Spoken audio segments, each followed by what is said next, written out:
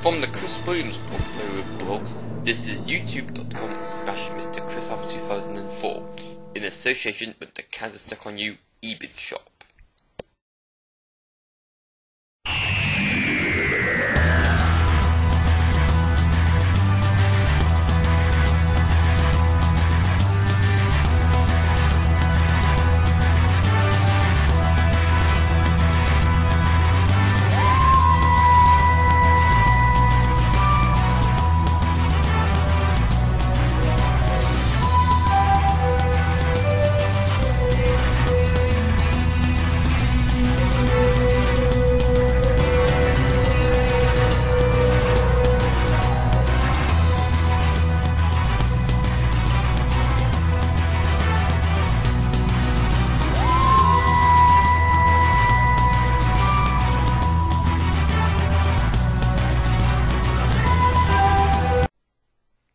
Hello, I'm Chris Williams and welcome to my video blog for Wednesday the 15th of December 2010.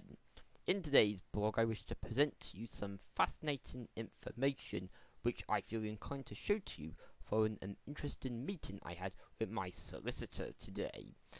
I'll let you see for yourself what the subject is, and indeed, here we are now. Here is an email sent from the Director of Corporate Services to staff who were dealing with the complaint made against me in 2005, and here's what the email says.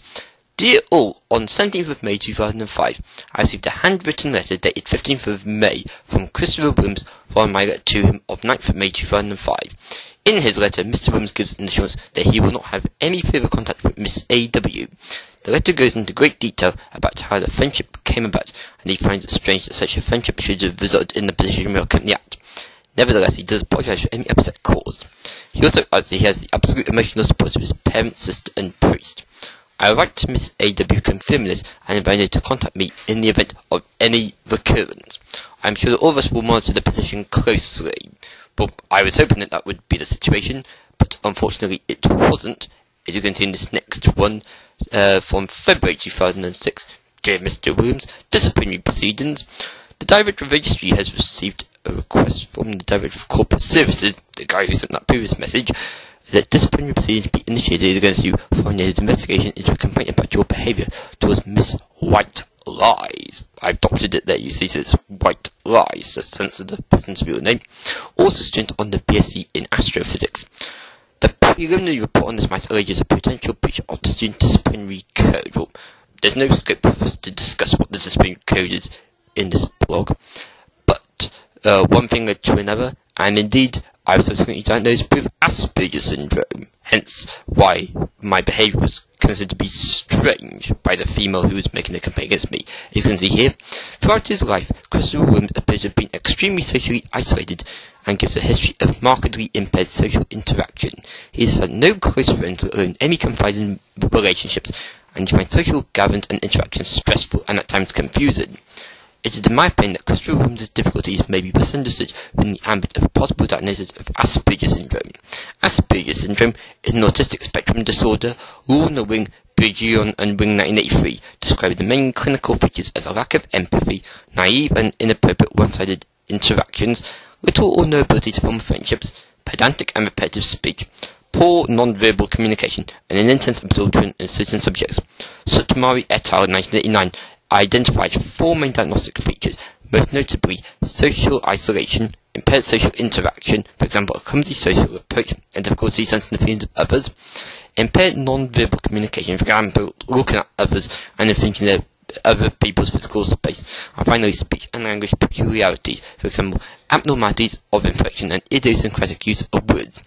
So, as you can see, one moment the staff are thinking about keeping an eye on my behaviour, then they decide they're going to take disciplinary action against my behaviour, and it turns out that my behaviour is Asperger's syndrome, and of course, too late then, because the university got a bit jumpy, and as is true throughout the whole education system here in Britain, as you can see here, ZARs joined forces to hit out at exclusion rates of special educational needs pupils.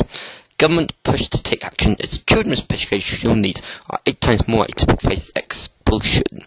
And as you can see here are some statistics. About 72% of all pupils excluded have special educational needs. Pupils with special educational needs, both with and without statements, are more than 8 times more likely to be permanently excluded than those pupils with no special educational needs in 2007 to 2008. 33 in every 10,000 pupils with statements of SEN and 38 in every 10,000 pupils with SEN without statements were permanently excluded from school. This compares with 4 in every 10,000 pupils with no SEN. So, as you can see, if you've got special educational needs, you're very likely to be excluded from school and university. Not necessarily because you have engaged in rule breaking, but because the staff get jumpy about your behaviour. Autistic health and safety at the end of the day, they know that they can't be held responsible if something goes wrong with the person who's got special educational needs, and also they get a bit paranoid about the safety of other students, and of course complaints about anyone in the establishment, whether with a disability or not, will make the university or the school look bad, so they try to get the person who is the subject of a complaint out of the system. So, I tried to make a campaign against Cardiff University following the way I was treated, and as you can see here, August 2007, from the Office of the Independent Adjudicator in the United Kingdom. Your campaign against Cardiff University, thank you for your email dated 14th of August 2007. I heard from the university that it does not wish to process any further complaints from you until such time that you receive psychological treatment, and the Senate Disciplinary Panel has reviewed your case in June 2008. I think that's a bit insulting. They're saying that they're not going to consider my complaints about how I've been treated until I've seen a psychologist. Hence, they're saying that I am mental and that I've imagined what I'm complaining about. That's something I'm not too happy about, and that's why I continue to protest. And of course, in recent times, I have become more clued up on my rights. Here's a book that I recommend to you: Autism, Discrimination and the Law. And this has helped me to become more aware of what my rights are on this situation. I feel that the university treated me inappropriately before, during and after Asperger's diagnosis. I'm seeking an apology, gestures to remedy what I went through, and answers to my many questions, but this is quite an embarrassing situation for the university, and they refuse to answer my questions at the moment. They refuse to apologise. They deny that I was bullied, and they imply that it's all my fault. Some have said to me that Asperger's syndrome doesn't exist, and that is very insulting. I feel that it constitutes bullying by the university. I am an adult, and indeed, here is a book that I am using to help me get through the bullying I'm being subjected to. Bullying in Adulthood by Peter Randall, and this book helps me to acknowledge that for as long as I am unhappy about what I've been subjected to, I don't have to put up with it. No, I am free to say I am not happy, and I deserve to have the problem resolved to my satisfaction. So yes, very interesting material. I'm sure you will agree, quite stressful for myself, but I hope that if you are in a similar position to what I'm in, I hope that you will find what I've just told you to be rather interesting for your own respective situation. Okay, I tend to blog on a daily basis, but in recent times I haven't done all that many blogs, so I don't know if this is going to be my last blog for 2010, rather the last time that you'll see me in person in 2010.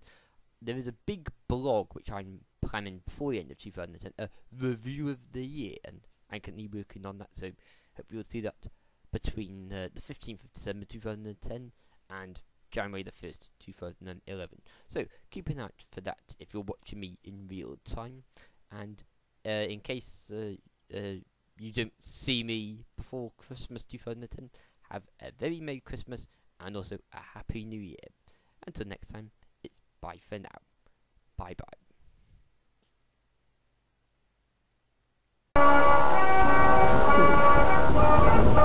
It's the most wonderful time of the year, with the kids jingle belling and everyone telling you be of good cheer. It's the most wonderful time of the year. It's the most wonderful time of the year. There'll be much mistletoeing and hearts will be glowing when loved ones are near.